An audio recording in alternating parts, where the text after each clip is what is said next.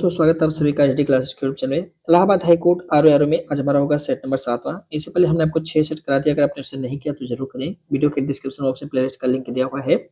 Set number 7वें में हम लोग डिस्कस करेंगे जैन धर्म से बनने वाले सभी प्रश्नों को। अगर एक बार आप इसे पूरा वीडियो देख लेते हैं तो आपका जैन धर्म से कोई सवाल गलत नहीं होगा। इस वीडियो को अच्छे से देखिए, उसके बाद जा करके प्रीवियस ईयर क्वेश्चन पेपर आप सॉल्व करिएगा तो आपके सारे प्रश्न जो है साथी वो हल हो जाएंगे। ठीक है।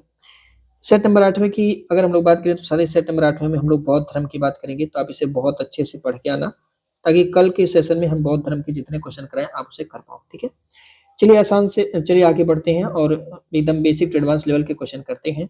करा कि जैन धर्म के संदर्भ में निम्नलिखित कथनों पर विचार कीजिए तथा नीचे दिए गए कोड से सही विकल्प का चयन करना है आपको। ऑप्शन में दिया कि जो ऋषभ देव को जैन धर्म का प्रथम तीर्थंकर माना जाता है, ऋषभ देव को।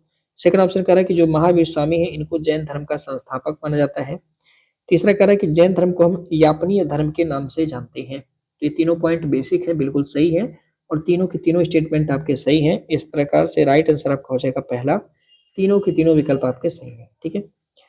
थोड़ी सी अगर हम बात करेंगे साथ ही जैन धर्म को लेकर के, तो जैन धर्म में आप देखेंगे तो इसके संस्थापक महावीर स्वामी को माना जाता है। जैन धर्म को हम कुरुचक, यापनीय या श्वेतपट या फिर निर्ग्रंथ इन नाम से भी जानते हैं। आप जानते हैं जैन शब्द यह संस्कृत के जीन शब्द से बना हुआ है और जीन का मतलब होता है साथ ही जितेंद्रिय यानी विजेता।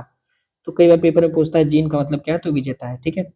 जैन धर्म के जो महात्मा होते हैं इनको निर्ग्रंथ कहा गया है, जबकि जो इसके तीर्थंकर हैं यानी जो संस्थापक है साथी उनको तीर्थंकर कहा गया है। तो इस पॉइंट को याद रखिएगा, कभी कभी पेपर में आ जाता है। और इस प्रकार से आप जानते हैं कि जैन धर्म में कुल 24 तीर्थंकर हुए हैं और 24 तीर्थंकर में पहले जो तीर्थंकर हैं वो है ऋषभ देव है या आदिनाथ है। भले ही संस्थापक महावीर स्वामी है लेकिन पहले तीर्थंकर ऋषभ देव है या आदिनाथ है। सेकंड क्वेश्चन कह रहा है कि निम्नलिखित में से कौन सा कथन सही है। कह रहा है कि ऋषभ देव और अरिष्टनेमी का उल्लेख ये दोनों जैन धर्म में है, सभी तीर्थंकर हैं। कह रहा है कि ऋषभ देव और अरिष्टनेमी इन दोनों लोग का उल्लेख ऋग्वेद में देखने को मिलता है। अगला कह रहा है कि जैन धर्म में सलाक पुरुष यानी महान पुरुष की परिकल्पना की गई है। अगला कह रहा है कि जैन धर्म में कुल 24 तीर्थंकर हुए हैं।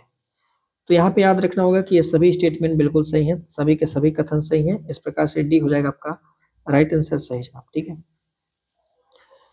अगर हम बात करेंगे ऋषभ देव या अरिष्टनेमी, तो इन दोनों लोगों का नाम हमें ऋग्वेद में मिलता है। ये सवाल डायरेक्ट पूछा जाएगा, ध्यान रखिएगा। आप जानते हैं जैन धर्म में कुल 24 तीर्थंकर हुए और अंतिम तीर्थंकर वो महावीर स्वामी है, ध्यान रखिएगा। जैन धर्म में एक कॉन्सेप्ट लाया गया था श्लाघ पुरुष का यानी महान पुरुष। तो आपसे पूछेगा श्लाघ पुरुष का कॉन्सेप्ट जो है या दर्शन किससे संबंधित है, किस धर्म से संबंधित है। ऑप्शन देगा जैन धर्म, बौद्ध, शैव, भागवत। तो आपका जवाब होगा जैन धर्म। ध्यान रखेंगे कि वायु पुराण, विष्णु पुराण और भागवत पुराण में जो पहले तीर्थंकर हैं ऋषभ देव, इनको नारायण होना चाहिए। नारायण माने भगवान विष्णु का अवतार माना गया। इसे प्लीज आप लोग करेक्शन कर लेना। जो लोग पेट सीरीज लिए हुए हैं वो लोग इसे सही कर लीजिएगा, नारायण यहाँ पे होना चाहिए। ठीक है। नारायण का अवतार माना गया साथी। ठीक है। अगला क्वेश्चन करते हैं। अगर अभी तक आपने ज्वाइन नहीं किया तो साथी हम आपसे रिक्वेस्ट करेंगे, जो ये पूरा का पूरा पेड टेस्ट सीरीज चलता है आप लोग इसे जरूर ज्वाइन करिए। इसको आप फाइनल में प्रिंट आउट करा के मल्टीपल टाइम रिवीजन करिएगा। जैसे ये टेस्ट सीरीज जानते हैं आप लोग चैप्टर वाइज होता है, ऐसा नहीं कि क्वेश्चन यहाँ से उठाए 2 क्वेश्चन वहां से, ऐसा नहीं है, पूरा चैप्टर वाइज होता है। आप किसी चैप्टर को पढ़िएगा, अच्छे से रीड करिएगा, उसके बाद जा करके उसी सेम चैप्टर का आप पीवाईक्यू सॉल्व करेंगे और जो भी क्वेश्चन देखेंगे आप पूरा का पूरा सॉल्व कर पाएंगे। अगर कुछ नया होगा तो अपने इसी नोट्स को आपको अपडेट करना होगा। तो अगर आप ज्वाइन करना चाहते हैं तो कर सकते हैं। ये नंबर दिया, इनको मैसेज कर लीजिए 8881716810। आपकी तैयारी बहुत अच्छी हो जाएगी अगर आप इसको ज्वाइन करके प्रिंट करा के अच्छे से प्रैक्टिस करते हैं, एक एक पॉइंट को नोट कर लेते हैं। तो जो ये टेस्ट सीरीज जैसा था इसकी फीस बिल्कुल ही फिक्स है, इसमें भी कोई परिवर्तन नहीं किया गया है। तो ये इसके चार्जेज हैं। आप जानते हैं इसमें 30 से प्लस साथी, आप ये मान के चलिए कि 30 से प्लस टेस्ट 200 क्वेश्चन का हम यहाँ पे कराएंगे विथ डिटेल एक्सप्लेनेशन के साथ। ठीक है। अगला क्वेश्चन कह रहा है कि निम्नलिखित में से किस जैन तीर्थंकर को जैन धर्म में पुरुषाद नियम के नाम से जाना गया है। पुरुषाद नियम किसे कहा गया है। तो याद रखेंगे साथी, पुरुषाद नियम ये पार्श्वनाथ के लिए प्रयोग किया गया है, यानी पहला हो जाएगा राइट आंसर। पार्श्वनाथ को लेकर के कई सारे सवाल आते रहते हैं पेपर में। जैसे पहला क्वेश्चन तो यही पूछता है कि पार्श्वनाथ का संबंध कहाँ से है। तो उत्तर प्रदेश में हमारे काशी और बनारसी से है, यानी इनके जो पिताजी थे वो बनारस के राजा थे जिनका नाम था अश्वसेन और इनकी माता साथी वो है बामा। और पार्श्वनाथ आप जानते हैं ये 23वें तीर्थंकर थे। कौन से तीर्थंकर? 23वें नंबर के तीर्थंकर हैं। और इनका साइन अगर आप देखोगे, इनका चिन्ह अगर आप देखोगे तो इनका चिन्ह सर्प है। ठीक है, ध्यान रखिएगा। प्रभावती ये इनकी पत्नी है पार्श्वनाथ की। सम्मेत शिखर पे यानी सम्मेत पर्वत पे 83 दिन की घोर तपस्या करने के बाद इन्हें जो है साथी ज्ञान की प्राप्ति हो जाती है। इनके ही अनुयायी साथी निर्ग्रंथ कहलाते हैं, ध्यान रखिएगा। पार्श्वनाथ ने अपने अनुयायियों को चातुर्याम की शिक्षा दी है या चार आचरण पालन करने के लिए कहा था साथी। जैन धर्म के ग्रंथों में इन्हें पुरुषार्थ नियम के नाम से जाना गया है, ध्यान रखेंगे। और इन्होंने वैदिक कर्म कांडों की और जो देववाद है इसकी आलोचना की है। क्योंकि आप जानते हैं कि ऋग वैदिक काल में बहुत सारी दिक्कतें आ गई थी, इस वजह से उत्तर वैदिक काल में तो और भी बहुत सारा दिक्कत आ गया था। लोगों को डरवाना स्टार्ट कर दिए थे भगवान के नाम पर, है ना। जैसे आज भी लोग डरवाते हैं हनुमान जी के नाम पे, काली जी के नाम पे, शिव जी के नाम पे, बहुत सारा। बेसिकली हनुमान जी के नाम पे लोग ज्यादा डरवाते हैं क्योंकि जानते हैं भूत पिशाच को ही जो है संकट हरते हैं। और आजकल सारे लोग को भूत पिशाच पकड़ा हुआ है ना, तो इस वजह से ये सब दिक्कतें थी। ठीक है, आगे देखेंगे तो कह रहा है कि जैन धर्म के जो 23वें तीर्थंकर हैं साथी पार्श्वनाथ ने अपने अनुयायियों को चार आचरण पालन करने को कहा है। डांट डांट का आशय संपत्ति ना रखना। इनमें से किसका मतलब था कि संपत्ति नहीं रखना? देखिए, चार आचरण कुछ इस प्रकार से थे। अगर हम लोग देखें तो पहला जो था साथी वो था सत्य, यानी सदा सत्य बोलना है। कभी इंसान को झूठ नहीं बोलना चाहिए, तो जैन धर्म वाले सदा सत्य बोल देंगे। सेकंड, अहिंसा। अहिंसा का मतलब ये था साथी कि जो प्राणी होंगे, है ना, प्राणियों की हिंसा नहीं करना है। तो याद रखेंगे, प्राणियों की हिंसा नहीं, यानी जो प्राणी है उसको हिंसा नहीं करना चाहिए, एग्रेसिव नहीं होना चाहिए, गुस्सा नहीं करना चाहिए। फिर उन्होंने तीसरा जो लिया था साथी वो अस्तेय। अस्तेय का मतलब ये था कि कभी भी आपको चोरी नहीं करना है, चोरी नहीं करना। ठीक है साथी। और चौथा जो था चातुर्याम में वो था अपरिग्रह। अपरिग्रह का मतलब था कि संपत्ति नहीं रखना है। ध्यान रखेंगे, क्या करना है? संपत्ति नहीं रखना। ठीक है, तो इस तरह से आप देखोगे तो चार आर्य सत्य जो है साथी है, संपत्ति नहीं रखना, तो ये आपका हो जाएगा डी वाला राइट आंसर। ठीक है, अगला क्वेश्चन कर रहा है कि निम्नलिखित कथनों पर विचार कीजिए तथा नीचे दिए गए कोड से सही विकल्प का चयन कीजिए। महावीर स्वामी का जन्म कुंड ग्राम में हुआ था, जिसे हम कुंडलपुर भी कहते हैं। जैन धर्म के प्रवर्तक महावीर स्वामी को का मुख्य स्थान पावापुरी है। तो आप जानते हैं पावा में इनका साथी निधन होता है, बिल्कुल सही है। पावा में जो है इनका निधन हो जाता है, आप जानते हैं इस बात को। ठीक है, तो इस तरह से आप देखेंगे तो दोनों स्टेटमेंट बिल्कुल आपके सही हैं, यानी सी हो जाएगा प्रश्न का राइट आंसर, सही जवाब। ठीक है, अगर हम बात करेंगे महावीर स्वामी को लेकर के, तो इनका जन्म कहाँ पे हुआ था, यही सवाल हमसे पूछता है, तो बताना कुंडग्राम या कुंडलपुर। ये कभी डेट नहीं पूछता है, दो डेट इसलिए क्योंकि अलग अलग रिसोर्सेज में अलग अलग मिलता है, पर कभी डेट आज तक नहीं पूछा है। जब भी आपसे पूछेगा तो ये पूछेगा कहाँ पे हुआ था, तो बताना कुंडग्राम या कुंडलग्राम। इनके पिता साथी वो राजा सिद्धार्थ थे, जो कि ज्ञात्री कुल के राजा हैं। इनकी माता साथी वो त्रिशला थी। त्रिशला को ही हम विदेह दत्ता के नाम से जानते हैं। और इनकी पत्नी का नाम साथी यशोदा है। ठीक है, इनकी मृत्यु को लेकर के ध्यान रखना होगा। इनकी मृत्यु पावापुरी में हुआ है साथी। और इनके बचपन का नाम वर्धमान है, ये भी सवाल कई बार पेपर में आ चुका है। नालंदा में आप देखेंगे तो मक्खिल पुत्र गोसाल से इनकी मुलाकात होती है, जो कि शिष्य बन जाते हैं किसके? महावीर स्वामी। तो मक्खली पुत्र गोसाल इस शिष्य बन जाते हैं महावीर स्वामी का, हालांकि आगे चल के अलग हो जाते हैं। ठीक है, और अलग होकर के इन्होंने अजीवक संप्रदाय का निर्माण किया हुआ है। तो आपसे सवाल अगर पूछेगा कि अजीवक संप्रदाय के संस्थापक कौन है, तो आपका जवाब होगा मक्खली पुत्र गोसाल। इसको थोड़ा सा आप लोग ध्यान रखिएगा, ये सवाल पेपर में कई बार पूछा जा चुका है। अजीवक संप्रदाय के संस्थापक कौन है? तो इतनी सारी पॉइंट यहाँ से हमने राइट डाउन करवाई, आप लोग प्लीज सबको ध्यान रखिएगा। अगला सवाल है, कह रहा है कि महावीर स्वामी को किस नदी के तट पर ज्ञानोदय प्राप्त हुआ है, यानी ज्ञान की प्राप्ति कहाँ पे इनको हुआ था। ठीक है, तो आप जानते हैं इनको ज्ञान की प्राप्ति रिजु पालिका नदी के तट पे हुआ था। तो इस प्रकार से डी हो जाएगा प्रश्न का राइट आंसर। ये सबसे आसान सा सवाल है। अगर हम बात करेंगे थोड़ा सा, तो आप जानते हैं इनकी पत्नी है साथी यशोदा, और यशोदा से इनको एक पुत्री का जन्म हुआ था जिसका नाम है अड़ोज्या, और अड़ोज्या को ही प्रियदर्शना के नाम से भी जाना जाता है। इसका विवाह महावीर स्वामी की बहन थी, इनका नाम था सुदर्शना, और सुदर्शना का एक पुत्र है जमाली। तो जमाली के साथ जो है प्रियदर्शना का विवाह इन्होंने किया था। ये जमाली कोई नॉर्मल बात नहीं है। पहली बात तो ये जमाता है, यानी दामाद है साथी किसका? महावीर स्वामी का, पहली बात। दूसरी बात तो ये महावीर स्वामी का प्रथम शिष्य भी है, ध्यान रखना होगा। प्रथम शिष्य यानी प्रथम उपदेश किसे दिया गया? महावीर स्वामी ने प्रथम उपदेश अपने ही दामाद जामाली को दिया है, इस पॉइंट को ध्यान रखना होगा। दूसरी बात की जैन धर्म में मतभेद किससे होता है पहली बार, तो साथी मतभेद भी प्रथम बार इसी से ही होता है।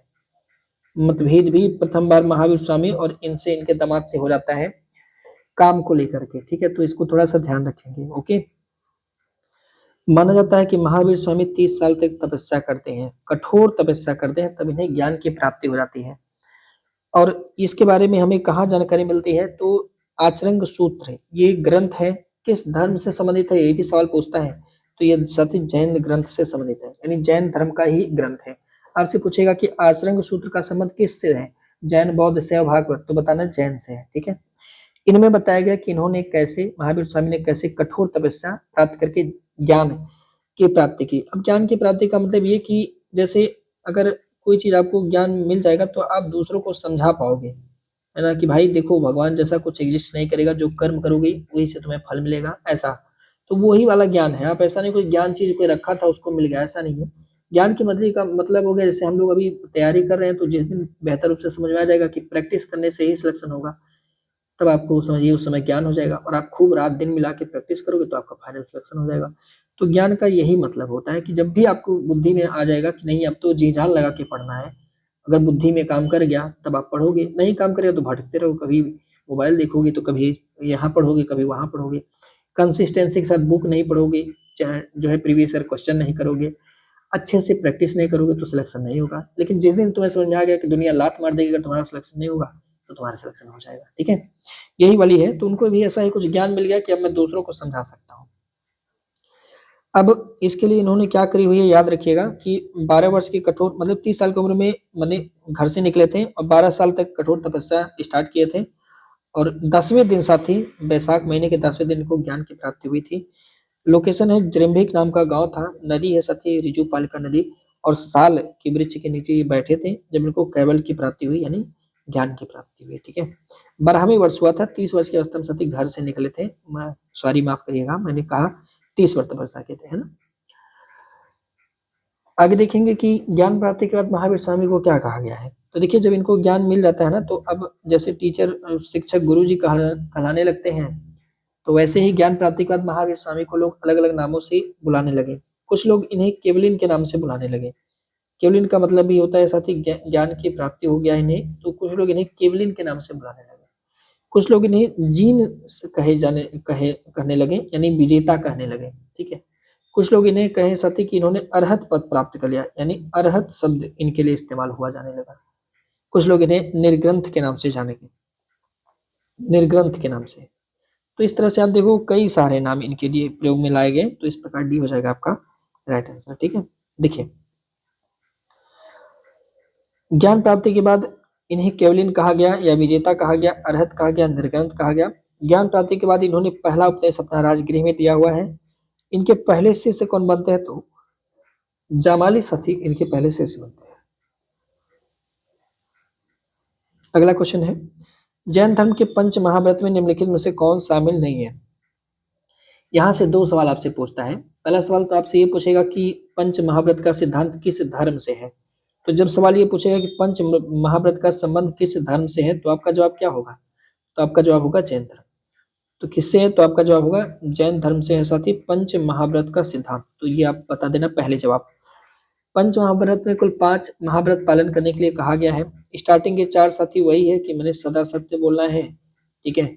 दूसरा था साथी कि कभी भी हिंसा नहीं करना है, यानी अहिंसा को किया गया। और तीसरा साथी कि जो है अस्तेय करना है, यानी कभी भी चोरी नहीं करना है, ठीक है। अस्तेय शब्द दिया गया कि कभी भी चोरी नहीं करना है। चौथा शब्द था कि अपरिग्रह करना है, यानी संपत्ति का सृजन नहीं करना है। पांचवा था जो कि महावीर स्वामी ने जोड़ा था, यानी अंतिम में इसको जोड़ा गया, और यही जो है साथी महावीर स्वामी ने जोड़ा हुआ है, वह था साथी ब्रह्मचर्य, यानी पराई स्त्री को देखना नहीं है, ऐसा कुछ है ना। तो ये वाला आपसे पूछेगा कि अंतिम में पंच महाव्रत में जो अंतिम का महाव्रत है वो किसके द्वारा जोड़ा गया, तो आप बताना महावीर स्वामी ने। इसको लास्ट में किसने जोड़ा, महावीर स्वामी, महावीर स्वामी, है ना। ये पॉइंट ध्यान रखना होगा कि अंतिम जो महाव्रत है वो महावीर स्वामी ने जोड़ा है, और ऐसा सवाल पेपर में आपसे पूछा जाएगा साथी, है ना, ध्यान रखिए।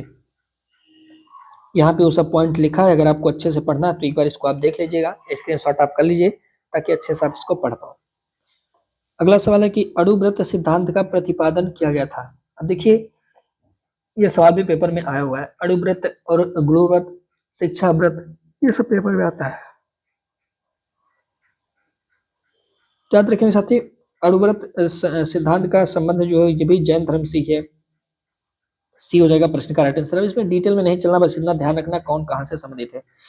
जैसे इसमें पंच महाव्रत का संबंध है जैन धर्म में, यही बस इतना याद रखिए, ज्यादा गहराई मत जाइए। 5 अणुव्रत दिया है, 3 ग्लोव्रत, 4 शिक्षा व्रत है। जैन धर्म के त्रिरत्न में सम्यक दर्शन, सम्यक ज्ञान और सम्यक आचरण है, ये तीनों याद रखना होगा। ठीक है, बस इतना पॉइंट याद रखिए, बाकी इसके अंदर गहराई में कभी जाइएगा जब यूपीएससी की तैयारी करिएगा। ठीक है, अगला सवाल है समाधि मरण किस दर्शन से संबंधित है, यानी समाधि मरण का संबंध किस दर्शन से है। समाधि मरण को ही काया क्लेश के नाम से भी जाना जाता है, तो ध्यान रखेंगे। इसमें लोग क्या करते हैं, जब उन्हें लगता है कि अब हमें मरना होता है तो इसके लिए साथी ये लोग एक पर्वत पर चले जाते हैं इस केस में, और वहां पे ऐसे भूख रह करके अपनी आत्महत्या करते हैं। तो भूखा रहकर साथी अपने आप को खत्म कर देते हैं। ठीक है, मार देते हैं अपने आप को। ठीक है, धीरे धीरे उनके सेल्स जो है वो खत्म हो जाते हैं, है ना। तो जैन दर्शन में ऐसा होता है, जैन धर्म में ऐसा होता है, तो इस प्रकार से बी हो जाएगा आपका राइट आंसर, सही जवाब। ठीक है, देखिए काया क्लेश की अगर हम लोग बात करें तो इसके अंदर उपवास के द्वारा लोग अपनी आत्महत्या करते हैं साथी। इस पद्धति को हम संलेखना पद्धति या निषिद्धि के नाम से भी जानते हैं। जैन अनुश्रुति कहती है, यानी जैन की जो ग्रंथ है, जो बातें हैं, उसमें लिखा गया कि जो चंद्रगुप्त मौर्य हैं, मौर्य वंश के प्रतापी शासक, इन्होंने श्रवण बेलगोला के अंदर यानी मैसूर के अंदर संलेखना पद्धति से ही अपने आप को खत्म किया था, अपना जान दे दिया था। ठीक है, जैन धर्म के अनुसार आप देखेंगे तो संसार में प्रलय का कोई स्थान ये लोग नहीं देते, और ये मानते हैं कि संसार जो है साथी वो जीव तथा अजीव से मिलकर के बना हुआ है। प्रलय जैसा कॉन्सेप्ट ये लोग नहीं मानते हैं। ठीक है, अगला सवाल कह रहा है कि जैन धर्म में दिव्य ज्ञान को क्या कहा गया है। वैसे जैन धर्म में कई प्रकार के ज्ञान की भी बात की गई है, और इसमें दिव्य ज्ञान को ये लोग अवधि के नाम से जान रहे हैं, तो इस प्रकार से राइट आंसर आपका हो जाएगा सी, सही जवाब। ठीक है, अगर हम जैन धर्म में ज्ञान के प्रकार को देखें तो साथ ही यहाँ पे मति, ये इंद्रिया जनित ज्ञान है। जैसे जो हमें हमारी पांचों इंद्रियां हैं, अगर उनसे हमें कोई ज्ञान मिलता है, तो जैसे को सूंघ के बता देने वाला, आंख बंद कर लो सूंघ बता दो, तो नाक वाला इंद्रिया काम कर रहा है, ऐसा कुछ। तो अगर आपको किसी के नाम के आगे जैन धर्म के कोई है जिनके नाम के आगे मति लगेगा, तो समझ लेना कि बस वो उनको जो है इंद्रिय जनित ज्ञान प्राप्त है। श्रुति जहाँ पे है, इसका मतलब साथी श्रवण ज्ञान, श्रवण के माध्यम से ज्ञान दिया जा रहा है। अवधि मतलब दिव्य ज्ञान, मन प्राय मने मन मस्तिष्क की बात समझ लेना। कैवल्य का मतलब होता है साथी पूर्ण ज्ञान। तो कभी कभी ये सवाल में पेपर आता है कि किसका मतलब पूर्ण ज्ञान होता है, तो कैवल्य का मतलब पूर्ण ज्ञान होता है। ठीक है, अगर आप जैन दर्शन में देखेंगे तो ज्ञान के 3 स्रोत माने गए हैं। एक तो इन्होंने कहा कि प्रत्यक्ष रूप से ज्ञान मिल सकता है, दूसरा अनुमान के रूप में, और तीसरा जो है साथी वो तीर्थंकर अपने वचन के द्वारा आपको ज्ञान दे सकते हैं। इस क्वेश्चन को आप इंपॉर्टेंट लगाना, क्योंकि पेपर में बहुत ज्यादा महत्वपूर्ण भूमिका निभाता है। स्यादवाद का सिद्धांत कहता है सीधे कि स्यादवाद का सिद्धांत किस धर्म से है, तो यहाँ पे पॉइंट याद रखना होगा कि स्यादवाद को ही हम अनेकांतवाद भी कहते हैं। इसे हम कई नाम से जानते हैं। पहला बात तो यही आपसे पूछेगा, स्यादवाद। ठीक है, क्लियर करिएगा, जैन धर्म से संबंधित है साथी। अब यहाँ पे क्या क्या नाम आ सकता है स्यादवाद का, तो पहले तो आपसे यही कहेगा कि भैया जो स्यादवाद है इसका किस धर्म से संबंध है। पहला, इसी को ही हम अनेकांतवाद भी बोलते हैं, अनेकांतवाद है ना, ध्यान रखिएगा। इसी को ही हम सप्त भंगनी भी बोलते हैं, सप्त भंगनी। ठीक है, इसी को ही साथ ही सप्त भंगनी के नाम से जाना जाता है। ठीक है, या सप्त भंग की कल्पना, ऐसे आपसे पूछेगा संकल्प सप्त भंग की परिकल्पना कौन से धर्म में की गई है, सप्त भंग। ठीक है, कहेगा सप्त भंग की परिकल्पना कौन से धर्म में की गई है, तो आपका जवाब होगा साथ जैन धर्म में, ध्यान रखिए। ठीक है, तो ये सब है चीजें वही है जो मैंने आपको समझाया। अगला सवाल है, तरह के निम्नलिखित कथनों पर विचार कीजिए तथा नीचे दिए गए कोड से सही विकल्प का चयन कीजिएगा। महावीर स्वामी के ज्ञान प्राप्ति के 12वें वर्ष में उनका जामाली के साथ मतभेद हो गया था, बात बिल्कुल सही है। महावीर स्वामी ने अपने जीवन काल में 11 अनुयायियों का एक संघ बनाया था साथी, एक ग्रुप बनाया था। क्या ये बात सही है, तो हाँ बिल्कुल सही है, ये वाला पॉइंट भी सही है, ध्यान रखिएगा। ये सवाल ऐसे तो नहीं डायरेक्ट प्रत्यक्ष नहीं पूछा जाएगा, लेकिन इससे रिलेटेड कुछ प्रश्न आपसे जरूर पूछा जाएगा। तो ध्यान रखेंगे, ऐसे सीधे नहीं पूछा जाएगा, बस इससे रिलेटेड कुछ पूछा जाएगा। ऐसे जैसे मान लीजिए कि पूछ लिया कि महावीर स्वामी का किसके साथ मतभेद हो गया था, तो जवाब होगा जामाली के साथ। ऐसा सवाल आपसे पूछ सकता है, ठीक है। और अगर पूछेगा कि जैन धर्म में 11 अनुयायियों का संघ निम्नलिखित में से किस तीर्थंकर के द्वारा बनाया गया था, तब जवाब होगा आपका महावीर स्वामी। ऐसे करके सवाल आपसे पूछेगा, ठीक है। मैंने कूट में रखा है, पर ऐसे आपसे सवाल पूछेगा। सी हो जाएगा प्रश्न का राइट आंसर। देखिए, महावीर स्वामी का जामाली के साथ मतभेद इसलिए होता है, महावीर स्वामी जो है क्रमणाकृत सिद्धांत को मानते हैं। वो कहते हैं कि अगर हम किसी काम को कह रहे हैं तो मतलब वो पूरा हो जाएगा, जबकि जमाली कहता है कि नहीं यार, ये बहुरतवार होना चाहिए, यानी काम पूरा जब हो जाए तभी ये जो है उसे पूरा माना जाना चाहिए, ऐसा, ठीक है। और भी बीच में कुछ रहा होगा टिप्पणी, उतना गहराई में जाने की जरूरत नहीं है।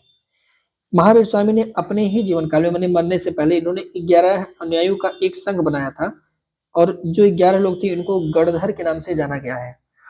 अब देखिए, सवाल अगर बहुत अच्छा एग्जामिनर है ना, तो आपसे पूछेगा कि निम्नलिखित में से कौन से गणधर थे या गणधर नहीं थे। तो जब ऐसा सवाल पूछ लेता है तो लोग गलत करके आएंगे, इसमें कोई डाउट नहीं है, क्योंकि ये लोग याद नहीं करेंगे। पर आपको याद रखना होगा, जैसे कौन कौन याद रखिएगा, 3 लोग को, इंद्र, अग्नि, वायु, यानी इंद्रभूति, अग्निभूति, वायुभूति, ये आपको पूरा याद होना चाहिए, ठीक है। फिर इसके बाद याद रखेंगे, किनको देखेंगे, 2 अंग है, जैसे मंडित, अंकपति और अचला भ्राता। तो मंडित, अंक और अचला, इन्हें याद रखेंगे, ठीक है। इन सब में एक और है जो यहाँ पे गणधर है, वह साथी सुधर्मन, ठीक है। इनका नाम बहुत आता है, सुधर्मन, मेतार्य और प्रभास। तो सुधर्मन का ही पेपर में बेसिकली पूछता है, सुधर्मन का नाम आप याद रखिएगा, ठीक है।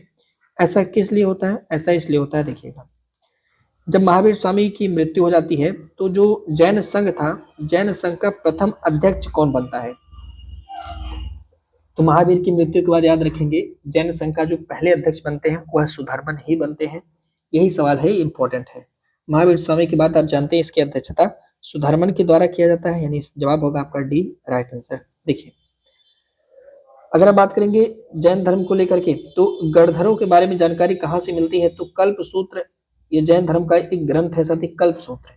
तो याद रखेंगे जैन धर्म का ये किस धर्म से संबंधित है, ऐसा भी सवाल आएगा, तो आपका जवाब होगा जैन धर्म, ठीक है। और कल्प सूत्र में याद रखेंगे जो ये गणधर हैं, इनके बारे में जानकारी मिलती है। महावीर स्वामी की मृत्यु के बाद साथी जो सुधर्मन है, यह जैन संघ के प्रथम अध्यक्ष बन जाते हैं। सुधर्मन की मृत्यु के बाद जम्बू नाम का एक व्यक्ति होता है, जो लगभग में 44 वर्ष तक संघ का अध्यक्ष रहता है। इसके बाद अन्य लोग बनते हैं, जिसमें आप देखेंगे तो शंभुभूत विजय, भद्रबाहु, स्थूलभद्र, ये लोग भी जैन संघ के अध्यक्ष बनते हैं। आगे चल के भद्रबाहु और स्थूलभद्र, ये लोग मिलकर के जैन धर्म को 2 पार्टों में साथ ही डिवाइड कर देंगे। आगे देखेंगे, क्वेश्चन कर रहा है कि निम्नलिखित में से कौन सा या कथन सही है। सही कथन का आपको चयन करना है। महावीर स्वामी के समय में जैन धर्म का सबसे ज्यादा विकास हुआ था, तो बिल्कुल सही है। चंद्रगुप्त मौर्य के समय में पाटलिपुत्र में, आप जानते हैं, पहली जैन संगीति का आयोजन होता है, ये भी सही है। राजा खारवेल है साथी, इन्होंने उदयगिरी की पहाड़ी में जैन साधुओं के लिए एक गुफा का निर्माण कराया है। ये वाला स्टेटमेंट भी सही है, यानी डी हो जाएगा आपका राइट आंसर। यहाँ पे सभी के सभी आपके सही है, ये वाला हो जाएगा आपका राइट आंसर, ठीक है। थोड़ा सा समझिएगा जैन धर्म के विकास को लेकर के। तो पहली बात तो महावीर स्वामी के समय में ही जैन धर्म का सबसे ज्यादा विकास हो जाता है। आप देखेंगे नंद वंश के शासक है महापद्मनंद, अशोक के पौत्र हैं साथ ही संप्रति, कलिंग के राजा हैं खारवेल, इन सभी लोगों ने जैन धर्म को माना था, यानी ये सभी लोग जैन धर्म के अनुयायी रहे। अन्य शासकों में आप देखेंगे तो राष्ट्रकूट शासक हो गए, दक्षिण भारत में आप देखेंगे गंग वंश के शासक हो गए, चालुक्य शासक हो गए, चलदेव शासक हो गए, इन लोगों ने भी जैन धर्म को संरक्षण दिया था। आप देखेंगे तो मौर्य वंश के शासक है चंद्रगुप्त मौर्य, इन्हीं के समय में पाटलिपुत्र में पहली जैन संगीति का आयोजन किया गया। आप पाएंगे कि कलिंग के राजा है खारवेल, है ना, कलिंग के राजा है साथी खारवेल हैं। इनका एक अभिलेख पाया जाता है, हाथी गुम्फा अभिलेख, और यह जैन धर्म का प्राचीनतम अभिलेखी साक्ष्य है। इसका क्या मतलब, जैसे अगर हमें किसी धर्म के बारे में जानना है तो हम उसे अभिलेख से प्राप्त करते हैं, या तो वो साहित्यिक अभिलेख हो सकता है, कहीं पर लिखा हो तो अब हम प्राप्त कर सकते हैं, या तो कहीं पर खुदा हो, ठीक है, मान लीजिए गुफा में खुदा है तो गुफा अभिलेख हो जाएगा, तो जिसे हम साथी अभिलेख बोलते हैं। या अगर स्तंभ पे होगा, जैसे अशोक के समय में तो अशोक स्तंभ पे मिलता है ऐसे कुछ। तो ऐसे ही जैन धर्म के बारे में अगर आपसे पूछेगा कि प्राचीनतम अभिलेखीय साक्ष्य कहाँ पे हमें मिलता है, जो कहीं पे खुदा करके लिखा गया हो, तो साथ ही वो हाथी गुम्फा के अभिलेख में मिलता है, जिसके जो कि संबंधित है राजा खारवेल से। ठीक है, उदयगिरी की पहाड़ी में राजा खारवेल ने जैन साधुओं के लिए एक गुफा का भी निर्माण कराया है, ध्यान रखना है। अगला अगला कह रहा कि श्रावण बेलगोला में स्थित है गोमतेश्वर की प्रतिमा, गोमतेश्वर मूर्ति है। कह रहा इसकी स्थापना निम्नलिखित में से किसके द्वारा कराई गई थी। सवाल बहुत ही रोचक और बहुत ही महत्वपूर्ण है। तो याद रखेंगे श्रवण बेलगोला में सती ये जो चामुंड राय हैं इनके द्वारा, चामुंड राय के द्वारा, ठीक है, चामुंड राय ने गोमतेश्वर की विशाल प्रतिमा बनाई हुई है। तो इस प्रकार से पहला हो जाएगा आपका राइट आंसर, सही जवाब। समझेंगे पॉइंट को। गंग वंश के राजा राजमल चतुर्थ का मंत्री रहे या सेनापति कह सकते हैं, वो चामुंड राय थे। और इन्होंने 1974 में श्रवण बेलगोला के पास में एक जैन मूर्ति का निर्माण करवाया था। इस जैन मूर्ति को ही हम गोमतेश्वर की मूर्ति के नाम से जानते हैं। तो कभी कभी सवाल ये पूछता है कि ये है कहाँ पे, तो कर्नाटका में है, श्रवण बेलगोला लोकेशन है, ध्यान रखेंगे। ठीक है, चंदेल शासक हैं साथ ही धंग, इनके समय में खजुराहो में जैन मंदिर का निर्माण कराया जाता है। सोलंकी शासक हैं भीमदेव प्रथम, इनके मंत्री हैं साथ ही बिमल शाह, और इन्होंने दिलवाड़ा में जो जैन मंदिर है उसका निर्माण कराया था। ये सवाल पूछता है कि दिलवाड़ा के जैन मंदिर का निर्माण कौन कराता है, तो या तो भीमदेव प्रथम ऑप्शन में होगा या तो बिमल शाह ऑप्शन में होगा। ठीक है, और इसी दिलवाड़ा के जैन मंदिर में ऋषभ देव या आदिनाथ मिलते हैं, यानी उसके गर्भगृह में सेंटर में ऋषभ देव की मूर्ति हमें देखने को मिलती है। अगला कह रहा कि स्थानकवासी संप्रदाय का संबंध निम्नलिखित में से किससे है, यानी किस धर्म से है स्थानकवासी का संबंध। देखिए जैन धर्म आगे चल के साथ ही दो पार्ट में डिवाइड हो जाता है, श्वेतांबर और दिगंबर, ध्यान रखेंगे। जैन धर्म आगे चल के श्वेतांबर में बढ़ जाता है, श्वेतांबर संप्रदाय, और एक संप्रदाय होता है दिगंबर संप्रदाय, दिगंबर संप्रदाय। ठीक है, अगेन श्वेतांबर संप्रदाय को देखेंगे तो इसके उप संप्रदाय निकल के आते हैं साथी, है ना। दो उप संप्रदाय हैं, एक को हम लोग बोलते हैं डेरावासी या पुजेरा बोल सकते हैं, डेरावासी या पुजेरा भी इसको बोलते हैं, पुजेरा। और दूसरा हो जाता है इसका स्थानकवासी, यानी स्थानकवासी, और स्थानकवासी को ढूंढिया के नाम से जाना जाता है, ढूंढिया। एक्सप्लेनेशन में लिखा होगा, भी देख लेंगे। दिगंबर में अगर आप देखेंगे तो वैसे तो कई हैं, पर तीन इंपॉर्टेंट है, याद रखना होगा। दिगंबर में आप देखेंगे तो एक तो 20 पंथी संप्रदाय, ये भी जैन धर्म से संबंधित है, दिगंबर शाखा है 20 पंथी। इसी तरह से एक और है 13 पंथी, ये सवाल आता है 13 पंथी संप्रदाय कहाँ से संबंधित है, तो जैन धर्म से संबंधित है। एक है साथ ही तीसरा तारण पंथी, तारण पंथी। इन सभी का जो है संबंध जैन धर्म से है। स्थानकवासी आप देख सकते हैं, ये श्वेतांबर संप्रदाय का उप संप्रदाय है जो जैन धर्म से संबंधित है। यहाँ पे एक्सप्लेनेशन लिखा है कि जैन धर्म के दो पार्ट हो जाते हैं साथी, श्वेतांबर और दिगंबर। स्थूल भद्र के जो अनुयायी हैं उन्हें श्वेतांबर, जबकि भद्रबाहु के अनुयायी को दिगंबर कहा गया है। जैन श्वेतांबर को जो लोग मानते हैं, जो गुरु लोग मानते हैं, उनको हम यति, आचार्य या फिर साधु कहते हैं, जबकि दिगंबर के जो अनुयायी हैं उनको झुल्लक या एल्लक या फिर निर्ग्रंथ कहा गया है। ठीक है, पुजेरा या डेरावासी को ये उप संप्रदाय है, ढोलिया और स्थानकवासी भी उप संप्रदाय है किसका, श्वेतांबर संप्रदाय का। इसी तरह से दिगंबर संप्रदाय के उप संप्रदाय में 20 पंथी, 13 पंथी, समैया पंथी या फिर तारण पंथी आता है। ठीक है, मतलब समैया पंथी को ही तारण पंथी कहते हैं, ध्यान रखिएगा। अगला सवाल है, कह रहा कि प्रथम जैन सभा के आयोजन की अध्यक्षता निम्नलिखित में से किसके द्वारा किया गया था। तो दो जैन सभा होता है, हालांकि यहाँ जैन सभा से लेकर के सवाल नहीं बनता, पर जैन सभा को लेकर के ध्यान रखेंगे तो दो जैन सभा होता है, पहला और दूसरा, दोनों के अध्यक्ष ही हमसे पूछे जाते हैं। तो पहले की अध्यक्षता आप करें देखेंगे तो साथ ही ये पाटलिपुत्र में होता है, पाटलिपुत्र, और स्थूल भद्र होता है, स्थूल भद्र। ठीक है, और दूसरा आप देखेंगे तो बल्लभी में होता है, सॉरी ये बल्लभी में होता है, दूसरा बल्लभी में होता है। और अध्यक्षता की अगर हम लोग बात करेंगे साथी, देवर्धी गढ़ के द्वारा अध्यक्षता की जाती है, देवर्धी गढ़। तो इस तरह से यही दोनों आपसे पूछता है, तो ध्यान रखेंगे तो पहले की अध्यक्षता कौन करता है? तो स्थूलभद्र पूछता करता है, लोकेशन पाटलिपुत्र। दूसरे की अध्यक्षता साथी देवर्धिगढ़ करते हैं, लोकेशन वल्लभी। ठीक है, यहाँ पे लिखा है, एक बार आप इसको पढ़ लेना, बाकी कोई बहुत बड़ा पॉइंट नहीं है। ठीक है, हाँ एक पॉइंट और याद रखें कि श्वेतांबर संप्रदाय का प्रमुख केंद्र है साथी गिरनार। ये भी पेपर में कभी कभी आ जाता है, तो ध्यान रखेंगे, है ना।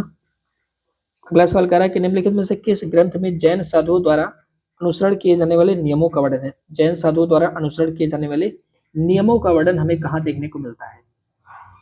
तो साथ ही याद रखेंगे, यह आचरण के सूत्र में देखने को मिलता है। जवाब होगा आपका बी, राइट आंसर। ठीक है, अगर हम बात करेंगे जैन साहित्य को लेकर के, तो पहला सवाल पूछता है कि जैन साहित्य को क्या कहते हैं? तो याद रखेंगे, जैन साहित्य को साथी पूर्व कहा जाता है और इनकी कुल संख्या 14 है। जैन साहित्य को क्या कहा जाता है? आगम कहा जाता है। ठीक है, ध्यान रखेंगे, और ये अर्ध मागधी या फिर प्राकृत भाषा में लिखे गए हैं। जैन धर्म के सिद्धांत, नियमों, इन सबका संकलन 12 अंगों में किया गया है, जिनमें से महत्वपूर्ण अंक में साथ ही आचरण सूत्र है। इनमें जैन धर्म के भिक्षुओं के द्वारा जो अनुसरण किए जाने वाले नियम है उसके बारे में है, जबकि सूत्र कृदंत, इसमें जैन मतों का वर्णन है। एक सबसे इंपॉर्टेंट ग्रंथ है साथ ही भगवती सूत्र। भगवती सूत्र में जो है, जो महावीर स्वामी है उनकी, पहली बात तो भगवती सूत्र का संबंध जैन धर्म से, ध्यान रखिएगा। दूसरी बात तो इसमें महावीर स्वामी और जो अन्य साधु महात्मा हैं, जो अन्य जैन मुनि हैं, उनकी जीवन गाथाओं का वर्णन देखने को मिलता है।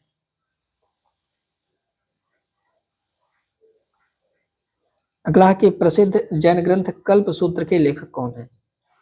ये भी बहुत ही प्यारा सा सवाल है साथी कि कल्प सूत्र के लेखक कौन है। तो याद रखेंगे, कल्प सूत्र के लेखक साथी भद्रबाहु है स्वयं, तो ये हो जाएगा प्रश्न का राइट आंसर। अब यहाँ से कुछ और सवाल आते हैं, कुछ ग्रंथ हैं जहां से डायरेक्ट क्वेश्चन आते हैं। जैसे भद्रबाहु ने कल्प सूत्र लिखा है, हेमचंद्र ने परशिष्ट परमन लिखा, उमा स्वामी ने, ये संस्कृत का ग्रंथ है, तत्वार्थादिगम सूत्र है, जबकि सिद्ध दिवाकर ये न्यायावतार है। ये सब जैन धर्म के ग्रंथ हैं। ठीक है, नेमी चंद्र ने संस्कृत में लिखा है द्रव्य संग्रह, मल्ली सेन ने स्यादवाद मंजरी लिखा। ये सवाल पेपर में बहुत आता है। जबकि प्रभा चंद्र ने प्रभा कमल मार्तंड के नाम से पुस्तक लिखा हुआ है। अगला, निम्नलिखित में से कौन सा एक तरफ जैन तीर्थंकर है, दूसरी तरफ उनका प्रतीक चिन्ह सही नहीं है? तो प्रतीक चिन्ह को लेकर के सवाल आता रहता है। अगर देखेंगे ऋषभ देव, तो इनका प्रतीक चिन्ह वृषभ है, अजीत नाथ का गज है, संभव नाथ का साथी यहाँ पे ध्यान रखेंगे अश्व है, कपि नहीं है, तो ये गलत हो जाएगा। सुमति नाथ का क्रॉच है, तो इस प्रकार से सही नहीं है, आपका सी राइट आंसर।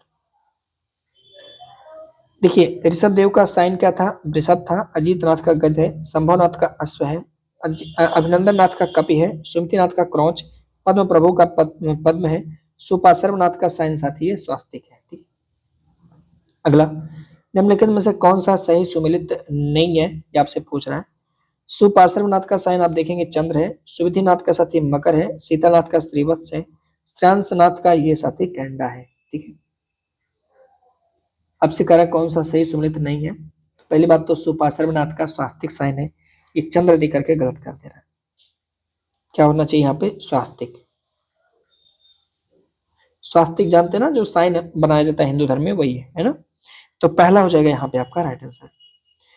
देखिए, सुपार्श्वनाथ का क्या दिया हुआ है? स्वास्तिक, जबकि चंद्र प्रभ का चंद्र, सुविधिनाथ का मकर, शीतलनाथ का श्रीवत्स, फिर श्यांसनाथ का गेंडा, पूजनाथ का महिषी, विमलनाथ का वाराह और अनंतनाथ का सैन। ये सब क्रम से ही है, ये भी ध्यान रखना होगा। अगला सवाल है कि सूची 1 का सूची 2 के साथ मिलान कीजिए तथा सूचियों के नीचे दिए गए कोड से सही विकल्प का चयन कीजिए। तो आप जानते हैं धर्मनाथ का प्रतीक चिन्ह वज्र है, तो इस प्रकार से ए का दूसरा हो जाएगा। ए का दूसरा साथी यहाँ पे है, यहाँ पे है। शांतिनाथ इनका साथी मृग है, बी का पहला, तो बी का पहला यहाँ पे है, यहाँ पे नहीं है, तो ये सब गलत हो जाएगा। पहला हो जाएगा आपका राइट आंसर। कुंथुनाथ का क्या है साथी? तो अज है, माफ करिएगा, जबकि तीसरा और अरनाथ का साथी मेन है। तो इस प्रकार से पहला हो जाएगा प्रश्न का राइट आंसर, सही जवाब यहाँ पे लिखा गया, आप देख सकते हैं। अगला क्वेश्चन है, कह कि जैन धर्म के निम्नलिखित तीर्थंकरों को कालक्रम के अनुसार लगाइए, यानी पहले कौन था, उसके बाद कौन, उसके बाद कौन, ऐसा ऐसा। तो मल्लीनाथ जो कि साथी कहा जाता है कि एक स्त्री है, इनका जो है नंबर वो 19वां है, जबकि मुनि सुब्रत का नाम ये 20वां है। नेमिनाथ 21 पे आते हैं, अरिष्ट नेमि साथी 22 पे आते हैं, और इसके बाद पार्श्वनाथ आ जाते हैं। पार्श्वनाथ 23 है और महावीर स्वामी इसके बाद आते हैं 24वां। तो 1 2 3 4 पूरा क्रम से है, इस प्रकार से डी हो जाएगा आपका राइट आंसर, यानी सही जवाब। ठीक है, इसी तरह से आप याद रखिएगा इसको, मल्लिनाथ का साइन याद रखेंगे कलश है, मुनि सुब्रत का क्रुम है, नेमिनाथ का नीलोत्पल है, अरिष्टनेमि का शंख है, पार्श्वनाथ का सर्प फड़ है, महावीर स्वामी का सिंह है, ध्यान रखेंगे। अगला और आज का आखिरी क्वेश्चन है साथी, कल हम लोग बौद्ध, अब यहाँ से और क्वेश्चन नहीं बन सकता है, जितना बनना था बन गया, फिर आगे हम कल बौद्ध धर्म के बारे में डिस्कस करेंगे। करेक्ट निम्नलिखित में से कौन सा सही सुमेलित नहीं है? एक तरफ दिया है ऋषभ देव और एक तरफ दिया है कि इनकी मृत्यु अष्टपाद में हुई थी, तो बिल्कुल सही है, ऋषभ देव की मृत्यु साथी अष्टपाद में ही हुआ था। वासुपूज्य की मृत्यु समेत शिखर में नहीं हुआ था, वासुपूज्य की चंपापुरी में हुआ था, सही बंगाल में, इनकी मृत्यु हुआ था चंपापुरी में, है ना, तो यही वाला विकल्प आपका गलत है। नेमिनाथ उर्जयंत पर्वत पे इनकी मृत्यु हुई थी, ध्यान रखेंगे साथी, है ना, जिसे हम गिरनार भी के नाम से जानते हैं, ये भी ध्यान रखेंगे। महावीर स्वामी की मृत्यु पावापुरी या पावन में हुआ था, तो इस प्रकार से बी हो जाएगा आपका राइट आंसर। देखिए जितने भी जैन तीर्थंकर हैं लगभग सभी की मृत्यु साथी वो सम्मेत शिखर पे हुआ है, जितने भी जैन तीर्थंकर हैं सबका मृत्यु ध्यान रखेंगे सम्मेत शिखर पे हुआ है। इसमें ऋषभ देव की मृत्यु केवल कैलाश पर्वत पे अष्टपाद पे हुआ है, वासुपूज्य का चंपापुरी में हुआ है, नेमिनाथ का गिरनार या फिर उर्जैंत की पहाड़ी पर होता है गुजरात में, महावीर स्वामी का ये पावापुर यानी बिहार में हो रहा है। तो बस इन्हीं लोग का आपको ध्यान रखना है साथी, है ना, बाकी मतलब इनका ये निर्वाह स्थली है, ठीक है।